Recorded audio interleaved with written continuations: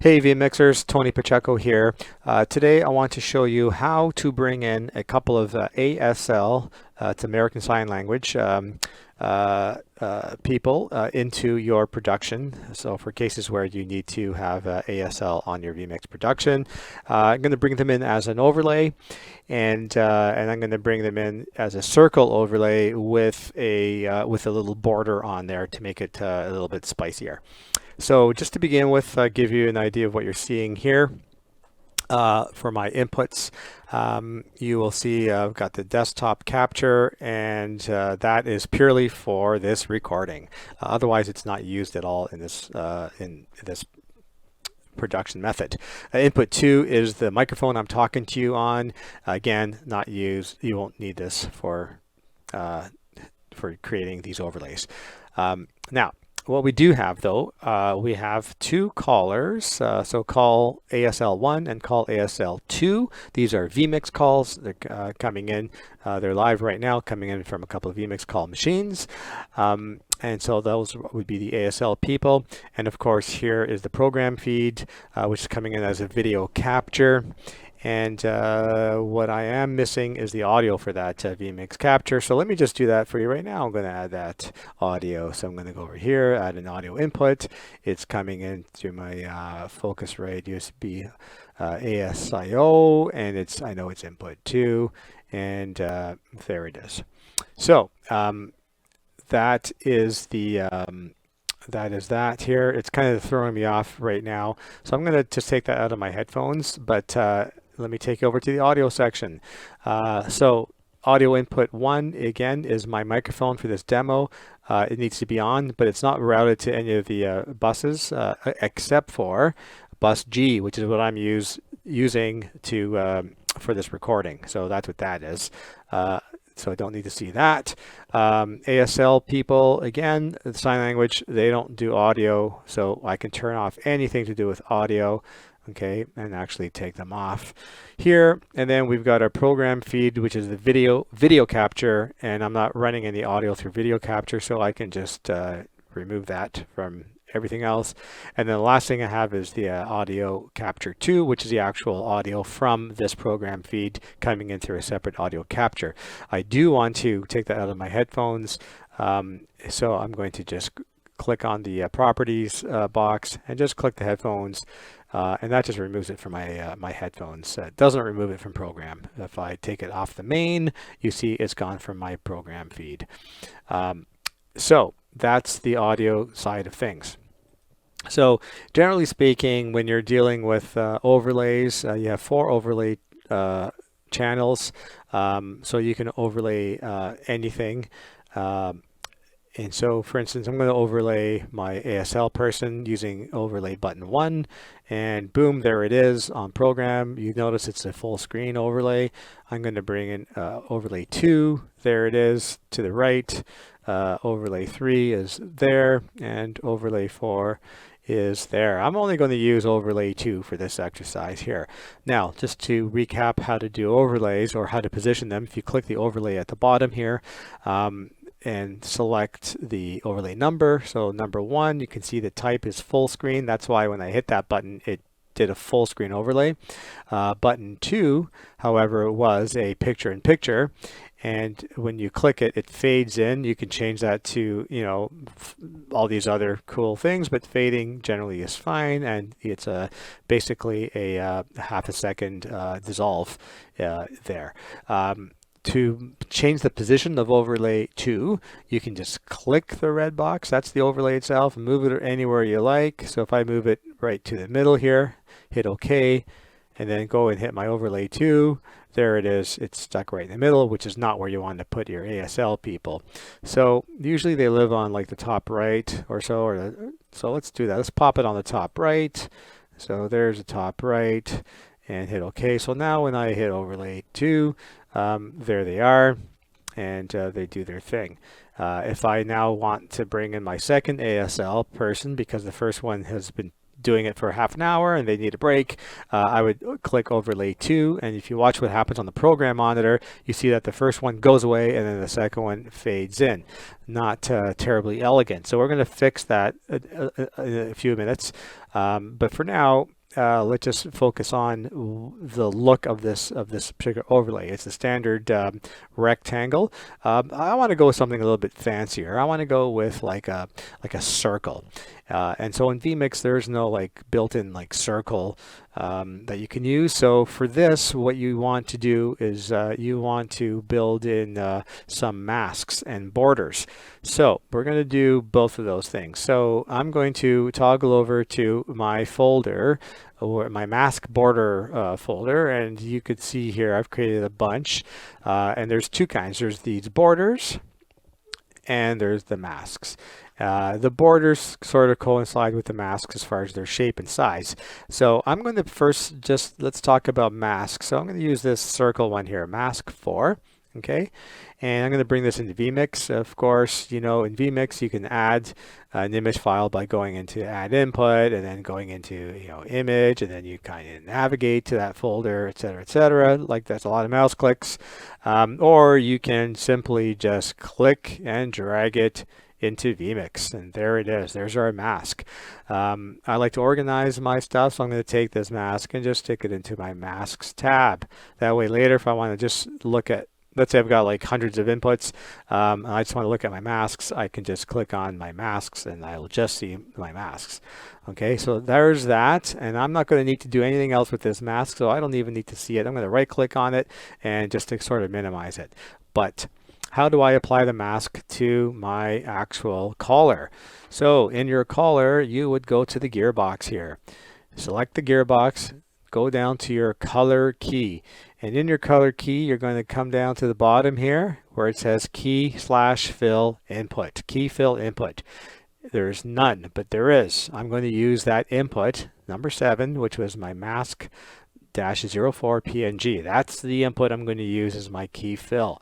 So the moment I do that, it knocks out where the black was, is now transparent, and that's what we want. So now you see that this has transformed. Compare it to this. You see it's built in here. When I bring this in, it comes in as a circle, just like that. Now, I don't like the position of this circle. I want it to be more tucked into the right, top right. So I'm going to go back to my overlay here, and I'm going to play with that position. So I think that I want my head to be about there, and say okay, and that's a bit much. I'm going to move it back just a tiny bit, probably there. Should do it. That's good enough. Okay, so there's my my mask with the fancy circle. So I'm going to do that for my other collar as well. Again, I select the gearbox on the call input. I click on the color key, come down to key fill input, and select the mask, and voila, there it is. So now again, I'm going to toggle between the two, and it does that little flashes off and on again, which we're going to fix in a moment. But before we do that, I want there to be some separation between this overlay and the program material. So I'm going to work in that border. So the way I do the border here is by using, I've created an image, and I'm going to show it to you. Border 4, I'm going to actually open this image file so you can see what it's made of. So essentially, it's made up of two circles. We have the green circle, which is exactly the same size as as my mask, as the white part of my mask, and then that sits inside a slightly larger circle, which is in this case like a magenta color. This is all done in Photoshop, by the way, and then these are living on a transparent background. Okay, so that's essentially what's going on here. And in Photoshop, I'll use this master file, and then from Photoshop, I'll be able to export two images. One is this image, so transparent border, magenta circle, smaller green circle, and then I'll change it up and make that green circle white and get rid of the magenta, and that's how I create my mask. So that's something for another time, but that's essentially what I've got here. So I'm going to use this this circle border. I'm going to bring it in here. Again, click and drag it. And so now here it is. And before I forget about it, first thing I'm going to stick it into my borders tab. I'm going to click the gear, and I'm going to do two things. I'm going to do a color key, and I'm going to use my eyedrop tool, and I'm going to select the green so I can knock that out. So I've just knocked out that middle part, so that's transparent. That leaves only the magenta. Okay, and then the other thing I'm going to do is I'm going to turn on anti-aliasing, set it to high. That just gives us a smooth, like non-jagged, but like a smooth edge around the circle. Okay, so that's now done, and I can now forget about it, so I'll just minimize it. But I'm going to come back into my ASL people because I want to put that border in there. And so to do that, it's just a matter of going to your layers. I'm going to add a layer, layer 1, on top of the main image, and that layer is that border. And so I've just popped it in there, and you can see that it adds a magenta border. Okay, and that's all. That's how we do that. Do the same thing here. Layer 1, we're going to add our border, and that's in there. That's 2. So now I've got those 2. Again, I'm going to bounce between the 2, and it's still doing that thing. So now, as I promised, I'm going to show you how to dissolve from one to the other, nice and smooth. So to do that, we're going to add another input, and this time we're going to add a mix input. So a mix input is basically like a sub mixer within the vMix mixer. So to do that, you go down here to the arrow and you select mix. And there it is, mix 2, and it comes with a preview and an output side. So what you see here is actually two sides. The left side is the preview, and the right side is the output. So the left side is sort of like what you see up here, the preview, and the right side is like what you see here, the output or the program feed. Okay, so that's what you're going to see in here. So I'm going to select in here, I'm going to put in my ASL as my preview, and I'm going to put my ASL2 as the program. So now we've got a preview and a program. So if I was to overlay this input, mix 2 input, I'm going to use that as my overlay 2. I'm going to first, let's turn off the original one. Okay, so now we have no overlays. You can see it's a clean program feed. I'm going to overlay, using overlay 2, I'm going to overlay this mix, which is going to be whatever's on my output side. So that's this guy, call ASL2. So I'm going to pop him in here, and there it is. And so now I'm going to fade between preview and program. So it's like any fade, it's like a toggle thing. Whatever's in preview goes to program, and whatever was in program will go to preview. So I'm going to fade, and so they've swapped places. Okay, so now the guy with the hat is now on program, and the guy with the glasses is in preview. So I'm just going to toggle that again. Fade, and or I can cut. So either way, though, you don't have that glitchy bit. Okay, and it's a very smooth looking transition. Now, the last component here is to do all this stuff, to bring this in, bring it out. You are manipulating with your mouse the vMix interface. I like to use controllers like Stream Decks or Companion, or I program a lot of UTC title controller. If you ever use that, it's really cool, and it just that's kind of how I like to operate. But you can also use keyboard shortcuts, okay? And they all work sort of the same way. So I'm going to create 2 shortcuts. One shortcut is to bring in this overlay and take it out.